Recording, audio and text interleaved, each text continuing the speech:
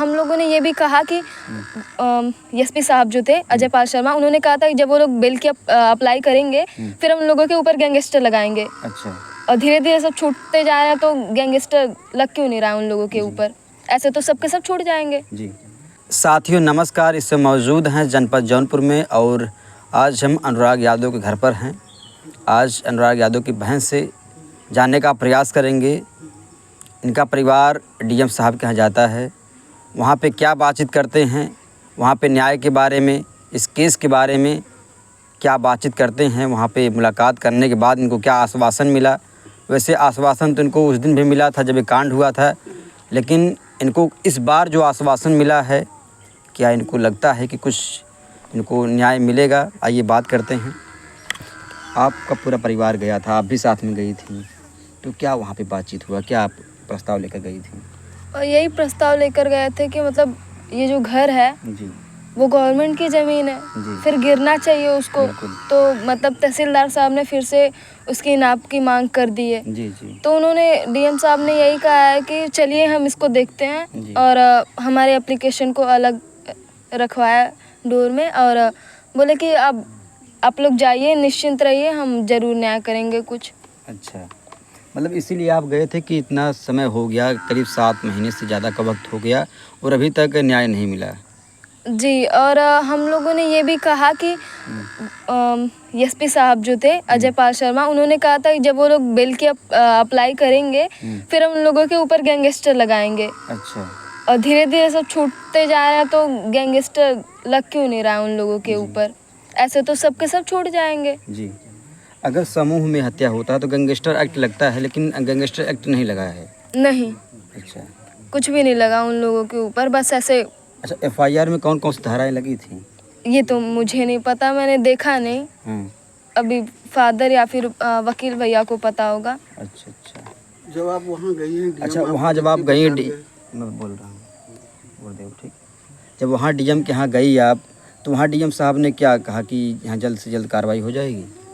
हाँ, उन्होंने कहा कि कार्रवाई होगी, पर कब होगी ये तो हमें नहीं पता। आश्वासन क्योंकि सब लोग देते हैं। अच्छा। उस टाइम भी दिए थे, बार बार देते हैं, फिर करते नहीं, तो उसमें क्या कर सकते हैं? अच्छा, आपने पूछा नहीं कि जब आदेश की बारी आ गई, जब सब कुछ रिपोर्ट वगैरह लग गया, फिर दोबारा तहसीलदार जो है जांच करने के लिए, रिपोर्ट लगाने के लिए आदेश दे दी? हमने पूछा, उन्होंने कहा कि हम इस मामले को देखते हैं थोड़ा बारीकी से, फिर जो होगा आपको बताएंगे। अच्छा अच्छा, मतलब उन्होंने कुछ ऐसा नहीं बताया जिससे लगे कि हाँ उनको इस मामले के बारे में भी जानकारी थी कि जो आदेश दिए हैं दोबारा जांच के लिए, भूमि की पैमाइश करने के लिए?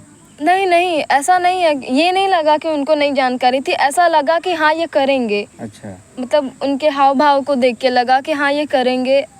थोड़ा सा गुस्से में आके बोलते मैं तहसीलदार को देखता हूँ। अच्छा, ऐसा। तो क्या आपको वहाँ पे लगा कि हाँ कुछ उम्मीद है आपको? भैया कैसे लगेगा कि उम्मीद है? कितनी बार सब लोग बोल के गए हैं, फिर बार बार वही तो बोलते हैं, फिर करते भी नहीं। तो हाँ, मतलब थोड़ा सा लगा कि हो सकता है। मतलब बार बार यही आश्वासन दिए हैं कि हाँ न्याय हाँ, मिलेगा। बार बार आश्वासन देकर थोड़ा सा वो हम लोगों को पीछे कर दिया है उम्मीद को कि नहीं, आश्वासन तो देंगे पर करेंगे या नहीं ये हमारे ऊपर डिपेंड करता है, आपके ऊपर नहीं। जी, तो आप बताइए कि जो है जब आप जाते हैं परिवार के साथ है, इससे पहले भी आप लोग कई बार मुलाकात किए हैं, तो क्या अभी जो है तहसीलदार जो 11 तारीख को जो भी आदेश दिए हैं, 11 तारीख को जो तारीख लगी है, उस पर क्या आपको लगता है कुछ आदेश मिल सकता है?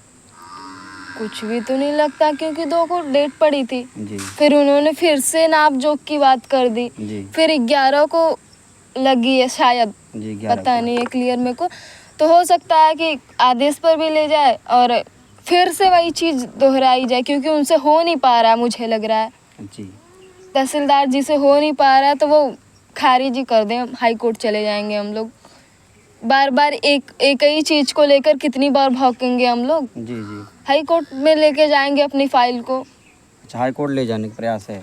जी बिल्कुल, प्रयास इनसे हो ही नहीं पा रहा। कितने महीने, 7 महीने से पता नहीं कितनी तारीखें हम लोगों ने देखी। जी। मतलब कभी रहते ही नहीं, कभी कोई इंस्पायर हो जाता है, कभी बस का एक्सीडेंट हो जाता है, कभी वो ही छुट्टी पर रहते हैं। ऐसा करके तो कितनी तारीखें उन्होंने बिता दी।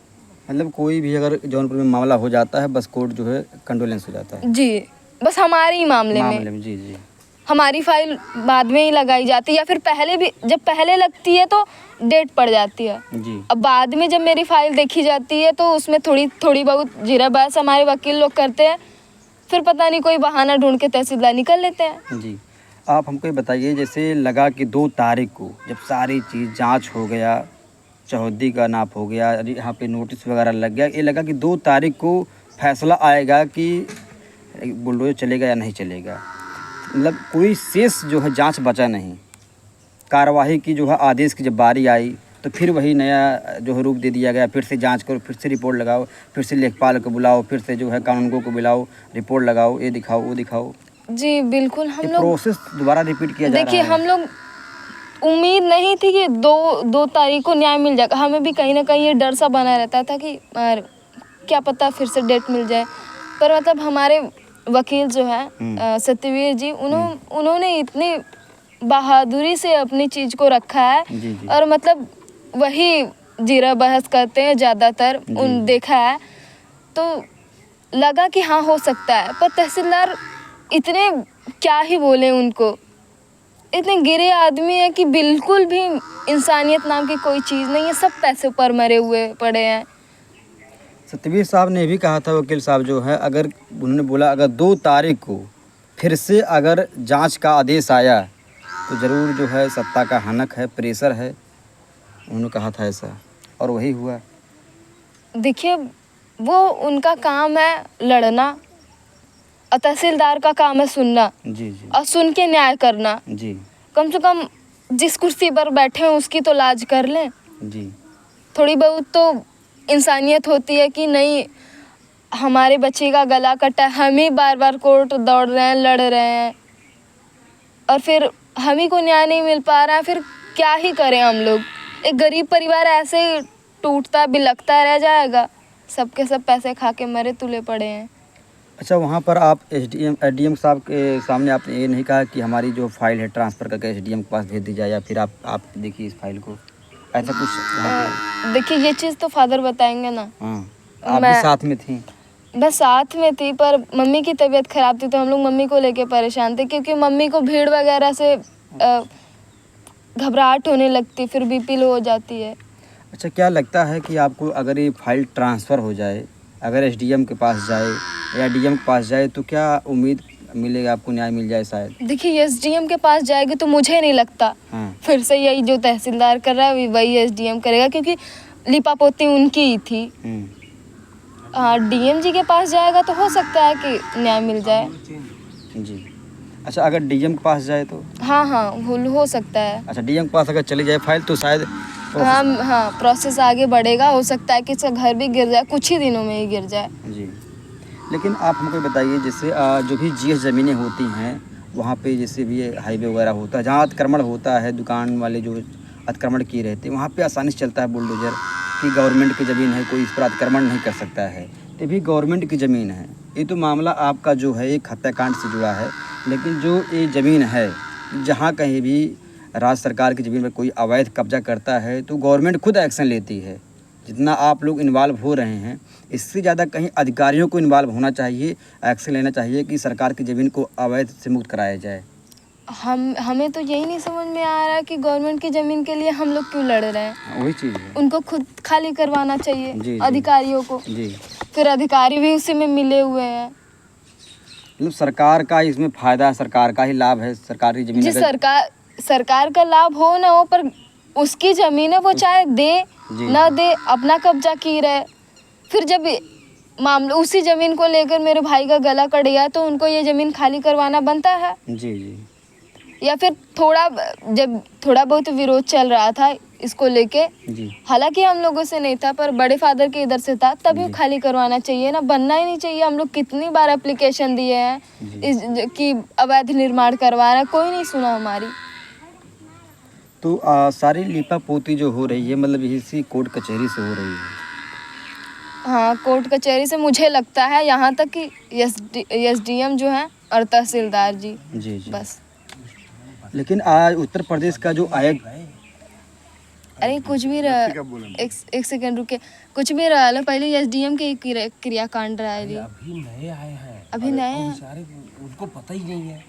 ऐसे ही बदलत रही हैं, पता सबको, ऐसे ही बदलत नहीं, कुल पता भारत है। को पता है कि क्या मामला है। उनसे जो हो सकता था उन्होंने किया। उस दिन हम मिल के आए 3 बजे तक। सुना पापा, यही सब करत करत नहीं दिन अगर थोड़ा सा भी टाइट रहा लो तब प्रशासन बेटा के 6 महीना पहले 6 महीने में ही किराकत में 2 मंजिला मकान डाल क्या इनको वही समझा रहे हैं, थोड़ा सा प्रशासन के विरुद्ध बोलेंगे तभी वो लोग एक्शन लेंगे, यही हाथ जोड़ेंगे तो नहीं होगा।